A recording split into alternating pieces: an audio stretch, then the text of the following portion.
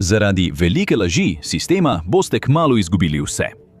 Medtem ko zadržujete dih in čakate na še en finančni zlom v slogu leta 2008, se ta že dogaja. V temi, skrito pred očmi. Vlada vam bo povedala, da je inflacija le 3%, da je vse stabilno, da je gospodarstvo močno. Če pa ste v spodnji polovici, že čutite razliko med tem, kar pravijo, in tem, kar je resnično, kajti vaša resničnost ni 3%. Bližje je 9% in postaja še slabše. Za vse to je zaslužen senčni bančni sistem, ki ima z računovodskimi tehnikami, zaradi katerih bi vi končali v zveznem zaporu, za talca $2 bilijona. Ko bo prišlo do zloma, ne bo videti kot leta 2008, bo tišje, hitreje in ko boste ugotovili, kaj se dogaja, bo že prepozno, da bi se zaščitili. To je pravi razlog, zakaj se gospodarstvo še ni zrušilo. Prvi del. Velika ločitev. Vi in investicijski razred živite v dveh različnih vesoljih. S in P500 trenutno izgleda precej zdravo, dosega rekordne ravni. Ampak vi imate toliko možnosti, da pridete do lastnega stanovanja, kot da bi splezali po čarobnem fižolovem steplu. Po podatkih revije Fortune so hipotekarne obrestne mere v ZDA okoli 7%, in če želite imeti vsaj povprečno drago hišo, morate zaslužiti vsaj 6-mestno številko. Ta cena je mimogrede okoli $422,000. $422,000. Imate toliko prihrankov na računu? Statistično gledano jih zagotovo nimate. Ameriška centralna banka pravi, da imajo Američani, mlajši od 35 let, v povprečju okoli $20,500. $20,500 ameriški dolar prihrankov. Ker pa izjemno bogati močno izkrivljajo to statistiko, ima več kot polovica mladih Američanov v resnici še manj kot to. Zdi se kot klofuta v obraz, ko večina ljudi skrbno načrtuje proračun samo zato, da ostanejo nad vodo in poskušajo uskladiti najemnino, živila in gorivo, ki se zdi dražje vsakič, ko ga natočijo. Razmerje mediano cene doma in dohodka Američanov se je povečalo s 3,5 leta 1985 na 5,0 leta 2025. Leta 1985 je povprečen delavec, ki kupuje hišo, to počel približno tako, kot bi vlagal v luksuzni avto. Leta 2026 pa je to bolj podobno, kot če bi povprečen delavec kupoval zasebno letalo. Inflacija je ušla izpod nadzora, ne glede na to, kaj vam vlada govori. Največja naš od vseh pa je, da je to breme, ki ga enako nosi celotno prebivalstvo. Po podatkih Allianz so se cene od januarja 2019 zvišale za 29%, pri čemer obstaja vztrajna inflacijska vrzel v višini 3 odstotnih točk ali PPS med gospodinjstvi z nizkimi in visokimi dohodki. Še bolj zaskrbljujoče je, da eno od 3 gospodinjstev z nizkimi dohodki porabi približno 95% svojega dohodka za osnovne potrebe. Glede na to, da je toliko inflacije povezane z osnovnimi potrebščinami, kot sta hrana in gorivo, so družine, ki največ porabijo za te stvari, neizogibno tudi najbolj prizadete zaradi zvišanja cen. Za ljudi z elitnimi dohodki, ki so precej višji od mediane, znaša 16% njihove porabe za nenujne dobrine in storitve. To je računovodska govorica za stvari, ki jih v resnici sploh ni treba kupiti.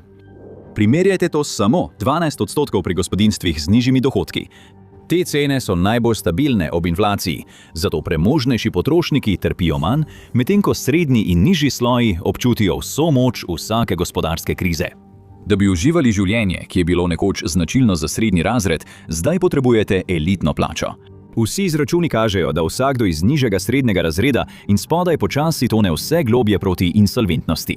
Zakaj potem vlada in vse velike banke delujejo, kot da je vse v redu? Nekdo laže in na tem bogati. Drugi del, 9-odstotna skrivnost. Medtem ko vas vlada pogosto veliko raje usmerja k Dowu ali S&P 500, je prava statistika, na katero se moramo tukaj osredotočiti, indeks cen življenjskih potrebščin ali CPI. Tam se skriva temna skrivnost. Leta 2023 je bil poročani indeks cen življenjskih potrebščin za vse mestne potrošnike 4,1%. Toda Inštitut Ludwig za skupno gospodarsko blaginjo je opazil nedoslednost, ki bi lahko pomenila veliko razliko. Inštitut Ludwig izračunava svojo lastno metriko, ki razblini meglo okoli vladnega indeksa cen življenjskih potrebščin. Imenuje se TLC ali indeks resničnih življenjskih stroškov. Se spomnite, ko smo vam povedali, da gospodinjstva z višjimi dohodki veliko več porabijo za nebistvene izdatke? TLC izračunava brutalen pritisk inflacije na spodnjih 50% zaslužkarjev tako, da izključi vse diskrecijske nakupe, ki povečujejo letne stroške gospodinjstev z višjimi dohodki. Namesto tega imamo stroške za stanovanje, hrano, prevoz, zdravstveno oskrbo, varstvo otrok, tehnologijo in razne druge stvari, kot so oblačila in osebna nega. Ko se večji del, več kot 80 tisoč izdelkov, ki jih spremlja CPI, odstrani v korist osnovnih potrebščin, je slika za nižji, srednji in delavski razred povsem drugačna. V primerjavi z inflacijo po CPI v letu 2023 v višini 4,1%, je pravi indeks življenjskih stroškov znašal 9,4%, kar odraža resnične stroške osnovnih izdatkov, kot so stanovanje, hrana in prevoz. To je bilo največje letno povečanje po letu 2001, manj kot desetletje pred zlomom leta 2008 in tik pred začetkom vojne v Iraku. Inštitut Ludwig je sporočil, da se srednji in delavski razred v Ameriki sooča z naraščajočo gospodarsko krizo in se kljub nedavni gospodarski rasti težko prebija iz meseca v mesec. Naraščajoči življenjski stroški, stagnirajoče plače in pomanjkanje delovnih mest s plačo, od katere se da živeti, ustvarjajo popolno nevihto, ki ogroža socialno in gospodarsko stabilnost. A to je tveganje, ki ga vlada in bančna industrija z veseljem sprejmeta. Na mizi so vaši žetoni, ne njihovi. To pomeni, da srednji razred izgublja kupno moč, kot da bi si prerezal glavno arterijo. Od leta 2025 ljudje iz srednjega potrošniškega razreda predstavljajo le 28% celotnega ameriškega potrošniškega trga. Ista skupina je imela leta 1992 37%. Nasprotno pa so kupno moč prevzeli ljudje iz najvišjih, 10% zaslužkarjev, ki zaslužijo več kot $250,000 na leto. Leta 1992 so predstavljali 35% potrošnje, zdaj pa so pri 48%. Dobro premislite o tem. 10% ljudi v državi nadzoruje skoraj polovico vse potrošnje v ZDA. To ni samo prednost, to je popolna prevlada. In delavski razred je še slabše kot vse manjši, nižji srednji razred. Predstavljajo le 9% potrošniške moči, manj kot desetino celote. Po besedah Marka Zandija, glavnega ekonomista pri Moody's Analytics, so gospodinjstva z nižjimi dohodki opazila, da se njihov delež gospodarske pogače zmanjšuje in to se bo nadaljevalo. Sistem vam trenutno jemlje iz žepa in trguje z vašo prihodnostjo. Morda pa so že posejali semena lastnega propada. Če se kupna moč zunaj najbogatejših 10% sesuje, bo temu sledil tudi trg nepremičnin. Zgodovinsko gledano je to ena prvih razpok, ki potegne celotno gospodarstvo navzdol. A to se ni zgodilo in to razkriva še en trik, ki ga sistem uporablja, da stvari izgledajo stabilne, čeprav niso. Tretji del. Učinek zlatih okovov. Ena največjih laži, ki so vam jih verjetno povedali o nepremičninskem trgu je, da bodo visoke obrestne mere zrušile cene stanovanj. Obrestne mere se zvišujejo v obdobjih inflacije. Znano je, da visoke obrestne mere dolgoročno znižujejo cene stanovanj. Ste zmedeni? Dobro, finančna industrija si to želi. Višje obrestne mere povzročijo, da so hiše dražje, kar zmanjša povpraševanje. Zmanjšano povpraševanje teoretično vodi do presežne ponudbe, kar posledično zniža cene. To je zdrava ekonomija, razen če je ponudba zadržana. Hipotekarna obrestna mera je eden najmočnejših gospodarskih dejavnikov v ZDA. Razlika celo 1 ali 2 odstotnih točk pomeni tisoče dodatnih mesečnih stroškov za lastnike stanovanj. Pandemija je prinesla zgodovinsko nizke hipotekarne obrestne mere, ki so mnogim ljudem omogočile vstop na trg nepremičnin in jih hkrati pripravile na naslednjo rast obrestnih mer. 52,5% jih je imelo obrestno mero pod 4% v drugem četrtletju leta 2025. Novi krediti so v letu 2022 poskočili nad 6% in so takrat ostali razmeroma visoki. Toda za tiste z nizkimi obrestnimi merami obstaja spodbuda, da ne prodajo, saj so v tako udobnem položaju. To je znano kot zlate lisice, kar je vsaj za posameznega lastnika stanovanja pozitivna situacija. To popolnoma uniči vsakršno spodbudo za prodajo. Ljudem zunaj nepremičninskega trga je onemogočen vstop. Zvezna agencija za stanovanjsko financiranje je ocenila, da je učinek zaklepa preprečil 1,72 milijona prodaj stanovanj med letoma 2022 in 2024. To je nočna mora, iz katere se očitno kmalu ne bomo prebudili. Tako je kljub nižjemu povpraševanju cena umetno visoka, ker je ponudba hiš zdaj zgodovinsko nizka, vsaj 14% pod ravni pred pandemijo. In kot posledica teh podražitev vidimo, da so oglaševane hiše na trgu dlje časa. 62 dni, konec leta 2025, teden dni več kot leta 2024. Glavna ekonomistka podjetja Cotality, doktorica Selma Hepp, pravi, da pomanjkanje ponudbe pogosto ustvari napet trg in poveča razmerje med kupci in prodajalci. Trgi z največjim pomanjkanjem hiš za prodajo še naprej beležijo najmočnejšo rast cen, kljub izzivom glede dostopnosti. Za kupce, ki prvič kupujejo, ali tiste, ki se morajo preseliti, to predstavlja resen izziv glede dostopnosti in jih izključuje iz lastništva nepremičnine. Ne glede na to, ali so ujeti v nepremičninski trg ali izključeni iz njega, ni mogoče zanikati, da je širša javnost v veliki meri ujeta. Toda to je le en delček sestavljanke v večji in veliko bolj zastrašujoči sliki. Tveganje gospodarskega zloma ni izginilo po krizi leta 2008. Preoblikovalo se je v nekaj še hujšega. 4. del. Časovna bomba Sensbank. Preteklost, sedanjost in prihodnost gospodarske nočne more, ki se vali proti nam, je tesno povezana s tako imenovanim sektorjem senčnega bančništva. Vrsta nestanovitnosti, ki je sprožila svetovno finančno krizo, se je pred sprejetjem zakona Dodd-Frank o reformi Wall Streeta in zaščiti potrošnikov odvijala na odprtem. Namenjen je bil omejevanju prevelikih, da bi propadli, končanju reševanja sredstvi davkoplačevalcev in zaščiti potrošnikov pred zlorabami v finančnih praksah. Seveda ni končal nobene od teh stvari, le premaknil jih je v temo. Senca bančništva se raje imenuje nebančno finančno posredništvo. Odbor za finančno stabilnost ga nasplošno opisuje kot, citiram, kreditno posredništvo, ki vključuje subjekte in dejavnosti zunaj običajnega bančnega sistema. In v teh temnih prostorih zunaj tradicionalnega bančništva bi bili presenečeni nad regulativnimi vrzelmi, ki jih lahko izkoristite. To je tesno povezano z vzponom zasebnega kreditiranja.